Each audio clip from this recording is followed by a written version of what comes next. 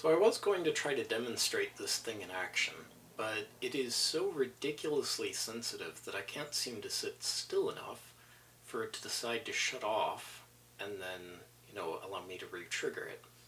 So what this is one of my microwave motion detecting lights that I bought on eBay just recently.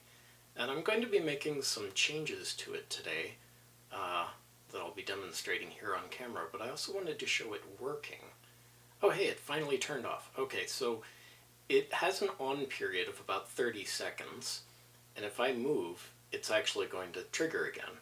Now there's no PIR or anything like this on this particular lamp. It actually uses microwaves to detect motion, which is actually really kind of interesting.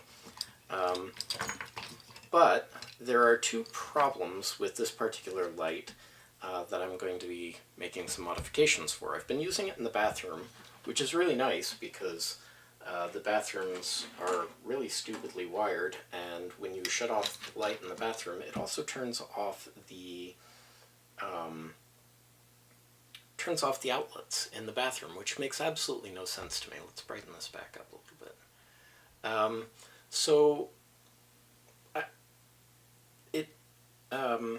It works really well in the bathroom, because when you walk up to the bathroom, it turns on, then the light's on, and you can leave the switch on so that the outlet stayed power, so that your razor charges or whatever. So it's really kind of nice in the bathroom for that reason. But there are two problems with it. The first being that it's got a CDS cell on it, which prevents it from working during daylight. Now that's an easy fix. For that you just need to remove the CDS cell, and that particular functionality of the light will be disabled. Now the second problem with the light is the fact that it only turns on for about 30 seconds, which generally wouldn't be an issue, except for the fact that I would like it to be on for longer when I'm in the bathroom. So we're going to start by removing the CDS cell. The CDS cell also being referred to as a light-dependent resistor, or cadmium sulfide cell, but it's marked on the board as a CDS. So what I'm going to do is I'm going to mark this up with some flux. We're going to be using a lot of flux today. I also need to get my nice juicy lead-based solder, as Big Clive would call it.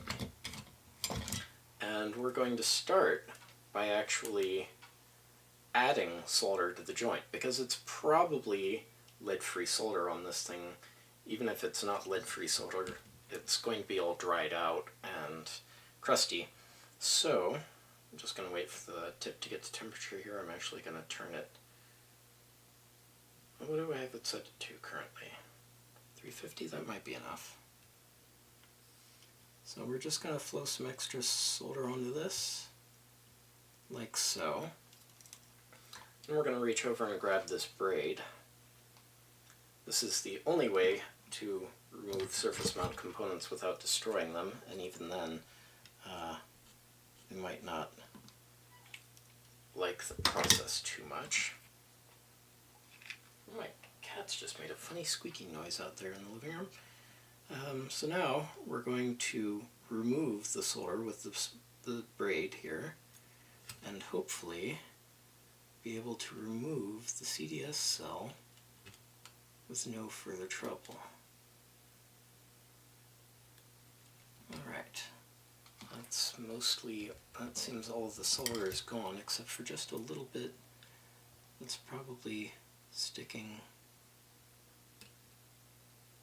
CDS cell to the board here. I'd kind of like to try to save the CDS cell so that I can maybe use it in something else, but if I can't get it free without damaging it, I guess that's life. Come on. Come off of there. Oh, it is being difficult, and I think I'm actually starting to melt the lens of the CDS. But let's try just a little bit more here. well, that's the top of the CDS cell just popped off. That's no good. Okay, so brute force it is then. Let's see. Can I just... Wow, that is being... I wonder if these were like wave soldered or something. That's why it's not coming off very easily. I need something sharp, like one of these dental picks that I got. Yes, this should do well. This one isn't very sharp though.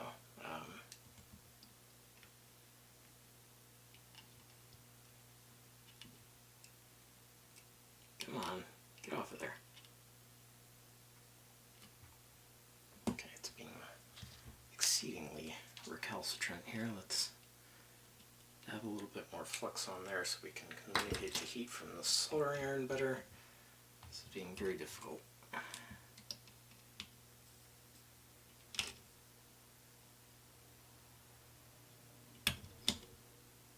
Come on, get off of there. Well, that's half of it removed. There we go. Well, it's a shame I had to destroy the cell in order to get it off, but I guess that's the way these things go. Anyway, I made a terrible mess of that surface, so whoa! I just about dropped my soldering iron onto my leg. I thought I had some acetone handy. Oh, I've got the... Okay, give me just a second here. I'm gonna rip off some paper towel there, and then grab this, a little bit of this alcohol, and just clean up this disgustingness here on the board. There we go. Alright, so that's the CDS cell removed. So that'll make it so that it will trigger even in daylight. Now the second part of this project is going to be the complicated one. And hopefully I'll be able to zoom down somewhat close enough here. I really need a better lens for this sort of work. My computer is pretty much on its last legs, so I can't really do any editing, which means I can't do microscope vision at the moment. But we'll do the best we can. So this chip here is a variant of the BIS S00001 chip. In this case it's an EG00001 chip, which it's just a standard PIR, passive infrared brain chip that controls the PIR triggering.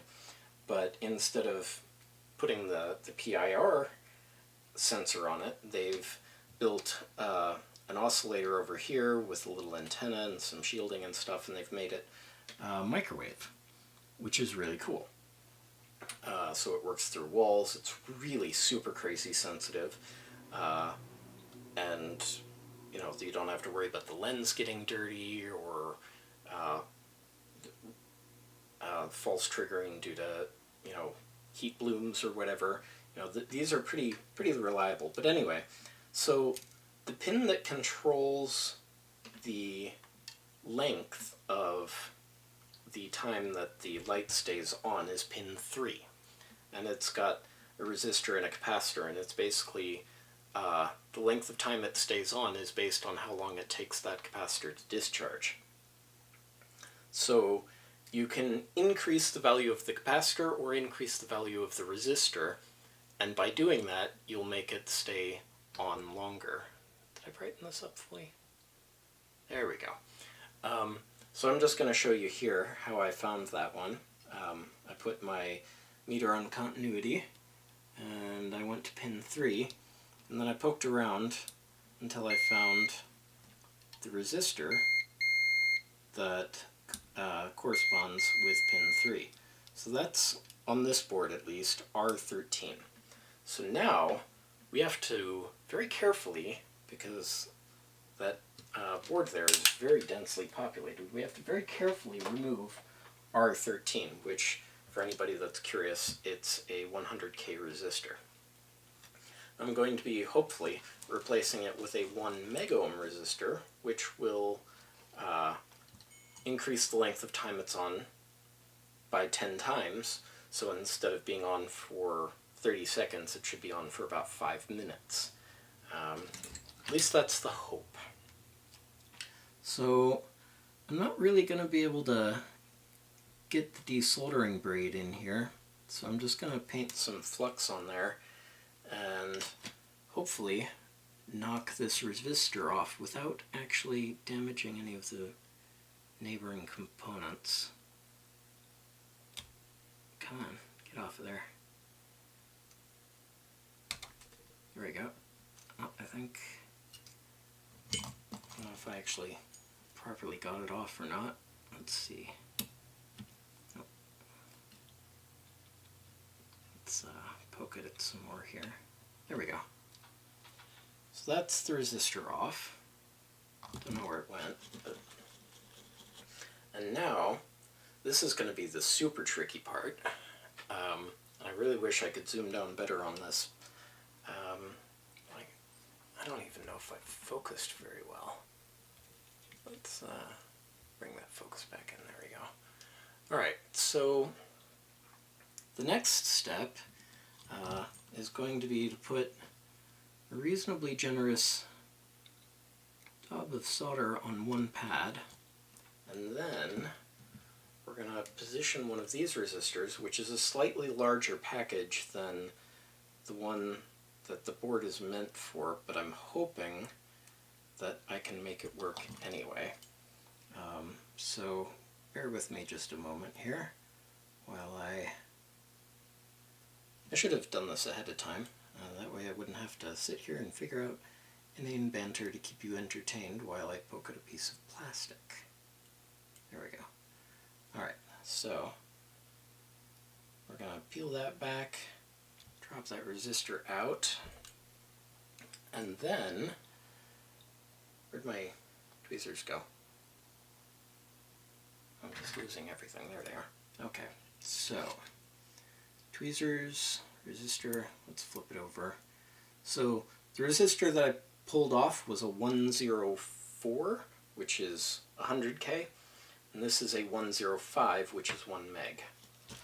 So the next trick, and there's plenty of solder still on the board, the next trick is to get this resistor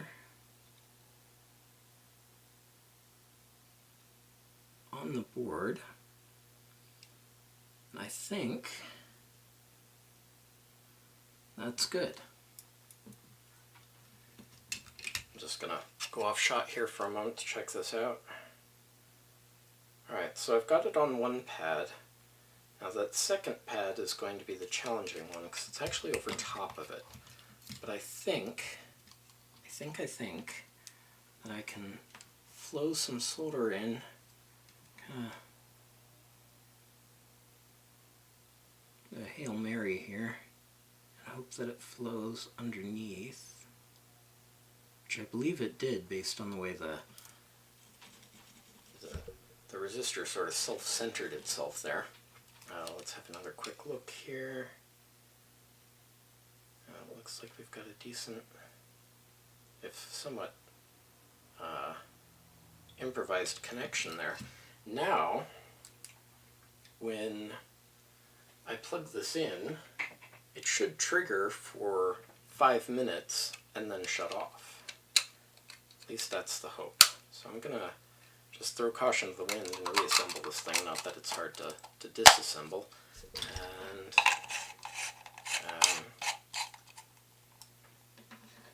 plug that back in. I did end up finding this, by the way.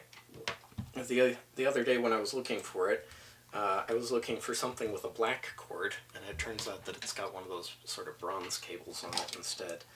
So we're going to go ahead and turn this on, and I'm going to sit here and sit very still as I can, and wait for about 30 seconds, and we'll see if it shuts off after 30 seconds. If it lasts much longer, in about a minute, we'll know that we succeeded. But it may get a little boring because I'm going to have to figure out something to say for a minute. Anyway, so let's go ahead and turn that on. So that's on, and right now the circuitry is stabilizing. It's counting down from what should be 5 minutes. And I actually shut that off at exactly 5 minutes on the clock, or turned it on rather. So let's see if it lasts longer than 30 seconds. So we're at 10 seconds now. And moving along, still trying to keep very still. Hopefully my talking isn't actually re-triggering it. We're at 30 seconds have passed now. Assuming my movement isn't triggering it, I'll wait till about a minute and see what happens. So we're 45 seconds, 50, that's a minute has passed now. So I think I've succeeded.